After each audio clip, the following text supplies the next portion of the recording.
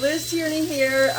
So I'm making a pot roast for dinner in our beloved quick cooker. And to be honest here, I'm a little rusty because I haven't actually cooked a real meal all summer because we've been grilling or running around here and there. So anyway, I had this roast and I figured I'm gonna go for it. So what I did was I turned this to the sear, turned the quick cooker to sear.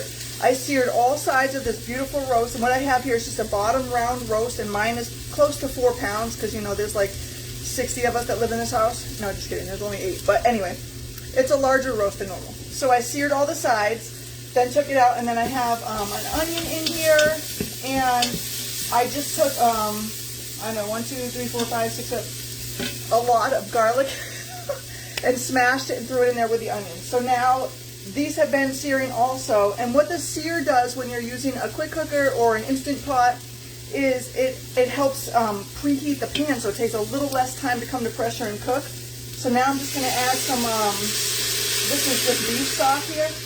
You need to always add a liquid of some sort to whatever you're putting in here.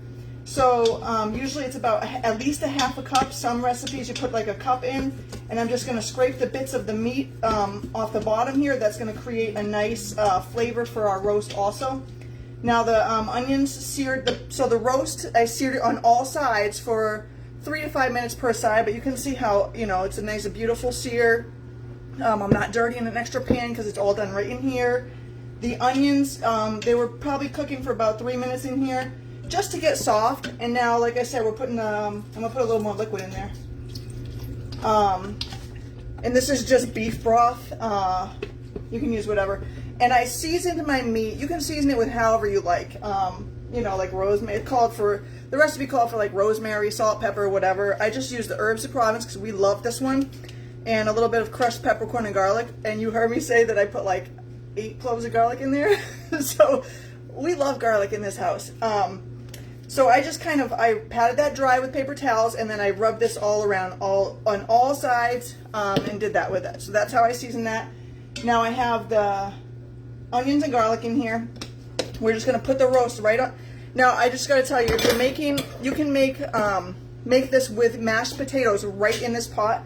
And what you would do with that then is you would put you do put the roast in first. Sorry, hang on a sec. So I'm just gonna put the roast in here. I'm actually going to put the fat side up so that it gets, the juices kind of flow through it as it cooks in there. And then if I were doing all the potatoes and stuff in here with it, I would then put the trivet over the meat, make sure the feet are touching the bottom. And then you're going to put your potatoes. You just peel, 3 or 4 whole potatoes, plop them in here whole. You don't even have to cut them. Just peel them, throw them in here. If you like peels, leave the peels on. Throw them in there. I'm not sure. I want to say maybe it's like a cup of broth and some garlic, whatever seasonings you like, and then you cover it with a silicone lid, which I'm not doing because I'm not making it like this, and then you put it right on top. My roast is too big because, like I said, there's so many of us here, so this doesn't fit in there for me. But if you're doing that, you want to do all one pot, keep everything all in one, you don't have to dirty any extra dishes, that's how you do it. So I have my roast in there, some onions, some garlic. This is just chopped up carrots and celery. There's not a lot of them because my kids don't eat the vegetables like this anyway. They eat raw vegetables. I'm just going to put these right in there, right on top of it, kind of on top and around it. Let me show you. Let me kind of turn this so you can see a little bit. See how that is in there? They're just kind of all around it. Now I'm going to put the lid on, and we're going to turn it. Make sure the button is flush with the top. It's on keep warm because it was on sear, so we're going to cancel that. We're going to turn it to the beef and pork setting, and we're going to hit start, and that's it. It's going to cook it's going to come to pressure, which usually takes 15-20 minutes depending on how full this is, what you have in there that you're cooking with, and then it's going to cook for 35 minutes. So it'll come to pressure and then cook, and then we're going to let it release, let the steam release naturally for 10 minutes. Then we'll push it to release the rest of the steam, and we're going to have a beautiful roast that you would think was slow cooking for hours upon hours, but no, less than an hour and dinner is done.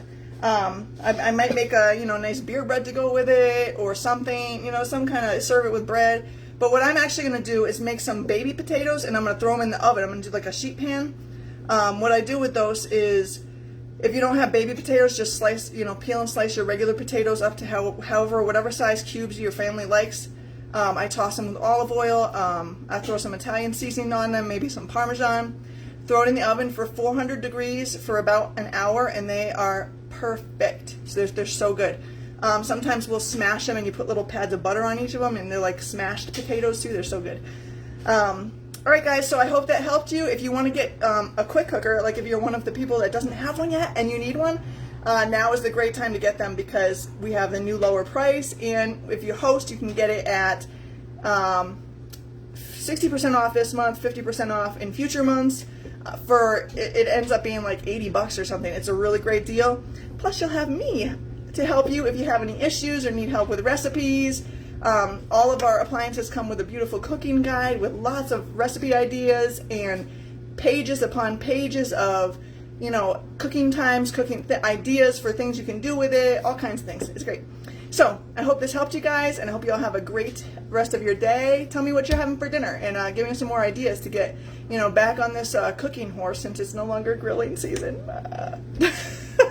All right, thanks for watching, guys. Bye.